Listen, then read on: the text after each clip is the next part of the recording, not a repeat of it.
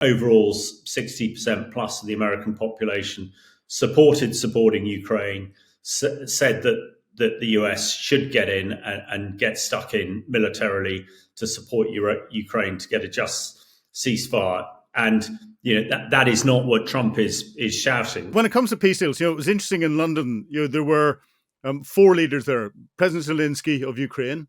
We had Keir Starmer, our very own Prime Minister, although I note you promoted him to president now. Freudian slip, Phil. I'm sure he would love to be president. And then we had Emmanuel Macron from France, and with Chancellor Merz from Germany.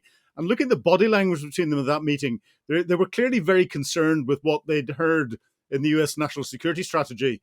Do you think they've got the ability to come together politically and provide that support? And do you think we're in a position where the reality is that the conditions are being set, that the support for Ukraine is not going to rely on the United States in the future?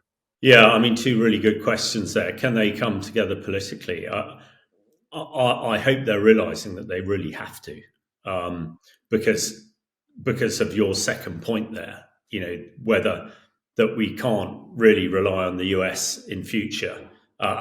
Sure, they might well sell some of the key weaponry to Europe to help the Ukrainians, but that's a transactional deal. That's what Trump's all about, and I don't suppose there'll be much discount on them either.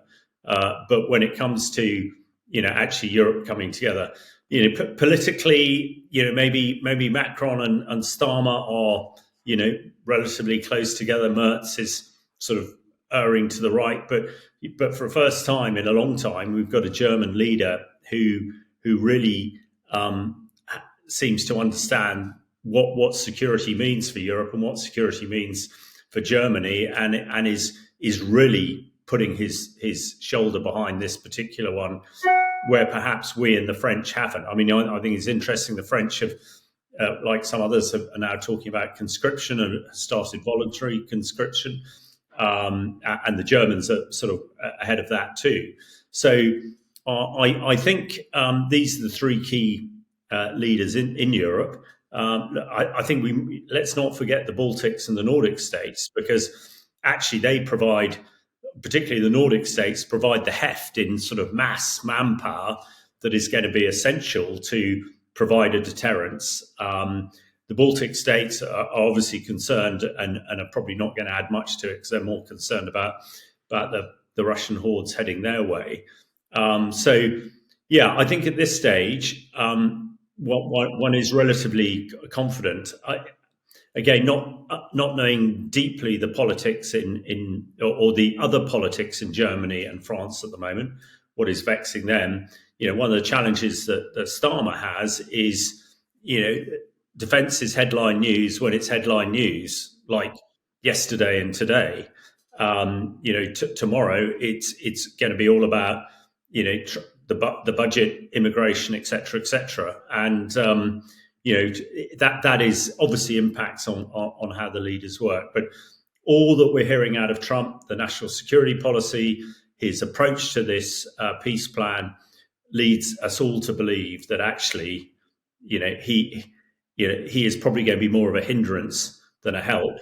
Sure, just let us buy your weapons that we need, but actually, when it comes to the mechanisms of trying to get a just peace deal for Ukraine, it's going to be the Europeans who are more likely to achieve something that Ukraine can accept than Donald Trump at the moment. Well, the other worrying thing that came out of the national security strategy and some of the commentary that came around the edges of it was the impact on NATO and Article 5 of NATO, and whether the US would actually come and play.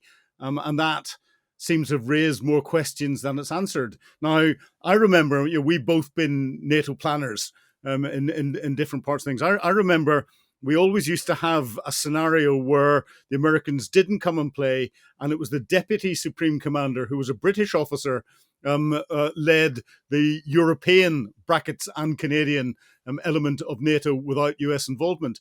Do you think that's a realistic prospect in the future, and something that NATO needs to sit up and start to develop itself as, instead of one in, all in, it being a one in and coalition of the willing from within NATO coming in? Well, I think going forward, we've got to be much more flexible. And there very much is a European NATO and a NATO that includes US.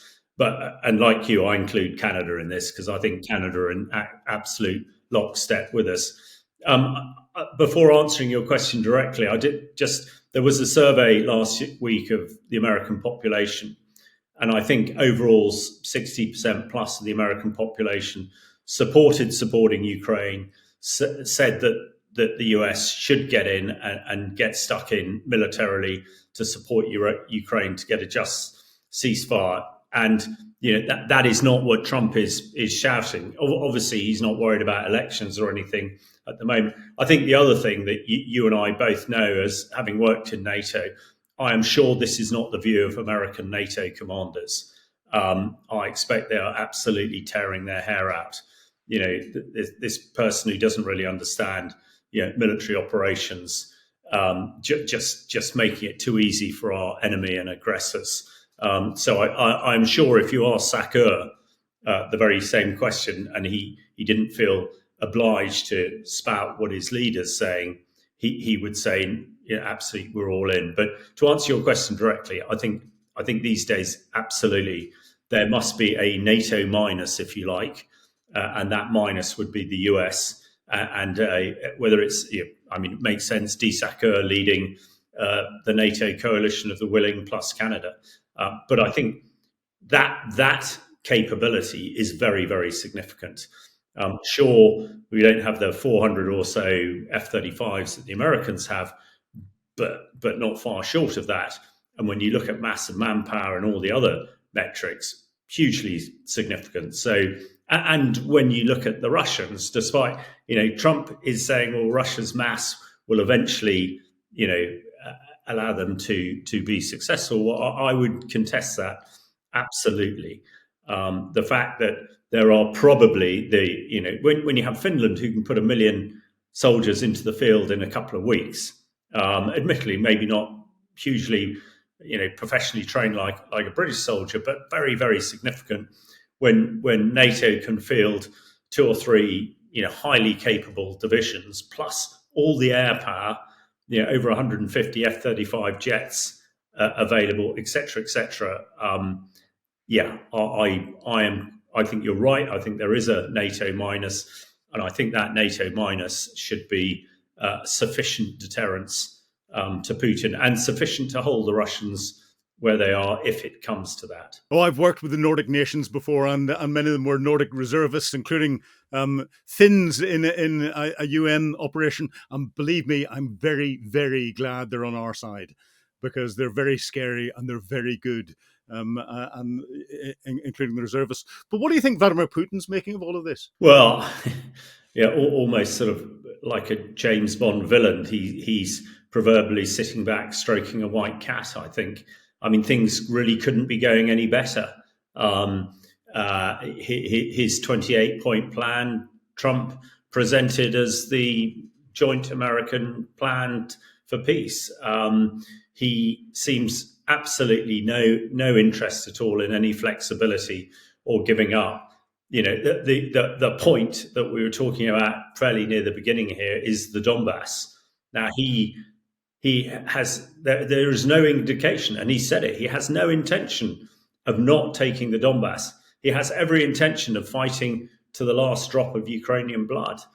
I think Putin is feeling pretty content at the moment. There are some signs that he should be worried about, but we are sort of thinking that from a metric of a democratic country.